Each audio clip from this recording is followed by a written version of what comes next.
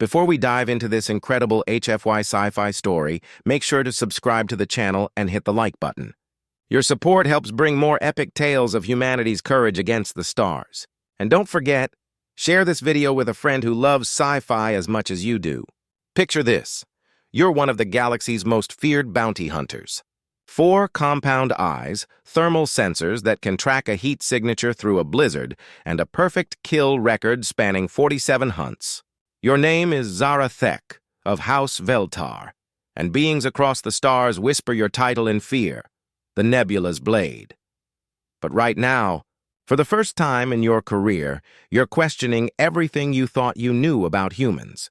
For 3 solar cycles, Zara'thek had been tracking her prey through the dense, bioluminescent forests of Kepler 438b. This should have been the easiest job of her life. Humans were known throughout the galaxy as fragile, slow creatures. No natural claws, no fangs, no armor plating. When the Galactic Council put a bounty on human smuggler Marcus Chen's head, Zara'thek thought she'd be home counting credits within a day. She was dead wrong. This particular human had turned her simple execution into a nightmare.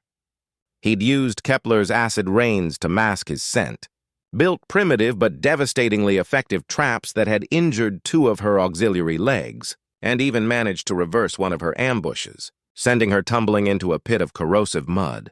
Zara'thek ground her serrated teeth together. Her honor as a hunter was on the line. She couldn't return to her clan without the human's head. On the 3rd day, as Kepler's twin suns began their descent, painting the alien sky in brilliant violets and oranges, she finally detected smoke in the air. Her twin hearts raced. She'd found his camp. Moving silently through the undergrowth like the apex predator she was, Zara'thek approached the clearing. She expected to find the humans sleeping, maybe wounded and vulnerable. Instead, what she saw made her freeze. "I know you're there, Zara'thek," the human said without looking up from his pot. "I felt you tracking me for 3 days. You must be starving!" The alien huntress emerged from the shadows, plasma weapons charged and aimed directly at him. How do you know my name?" Marcus finally looked up at her, a tired smile crossing his bearded face. "I researched you before coming to Kepler. Zara'thek of House Veltar, the Nebula's Blade.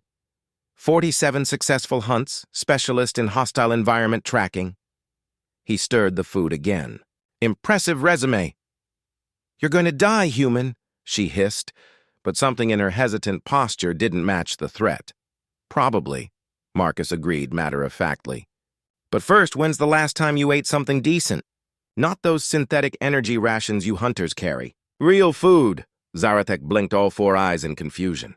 That's irrelevant. I came here to kill me, yes, I know."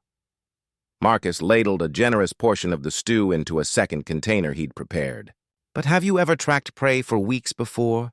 Ever been exhausted, starving, wounded?" He gestured toward the improvised bandages on her auxiliary legs. "My traps worked pretty well, I see," the huntress growled, but the sound came out weaker than intended. Truth was, she was exhausted. Her body's energy reserves were running on empty, and the smell of the food was making her resolve waver. "Why would you do this?" she asked, genuinely confused. "Why cook for someone who came to kill you?" Marcus sighed, looking up at the stars beginning to appear in the alien sky.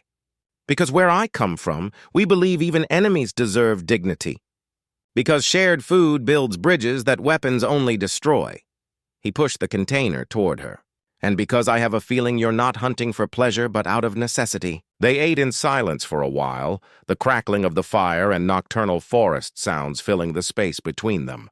Zara'thek found herself observing the human, not as a predator studying prey, but as... she wasn't sure what. "Why did you become a smuggler?" she finally asked. Marcus laughed bitterly. "Same reason you became a bounty hunter, I imagine.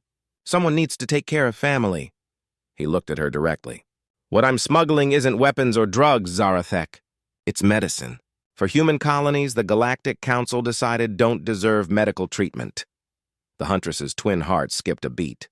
"Children?" "Many children." Zara'thek finished her meal, her thoughts spinning. She'd assumed she was hunting a common criminal, someone whose end would be justice.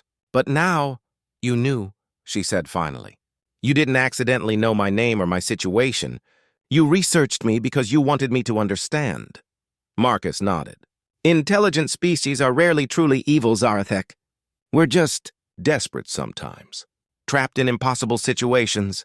The huntress looked at her weapons, then back at the human who had transformed what should have been his execution into a moment of mutual understanding. There's a third option, she said slowly. Between killing you or letting my clan starve. Marcus raised an eyebrow. I'm listening. Partnership, Zara'thek said, surprising herself. You need someone who knows the Council's patrol routes. I need a better purpose than assassination for credits. She paused. And apparently, I need someone who cooks better than synthetic rations. For the first time in 3 days, Marcus Chen smiled genuinely. Welcome to the crew, Zara'thek. As Kepler's twin moons rose over the horizon, predator and prey had become something new. Allies united not just by necessity, but by the understanding that sometimes humanity manifests in unexpected ways, transcending species and winning hearts through the simple act of sharing a meal, and that, folks, is why humanity doesn't just survive in the galaxy, we thrive. Not because we're the strongest or the fastest, but because we understand something fundamental that others often miss. Even in the darkest moments, there's always room at our table for one more.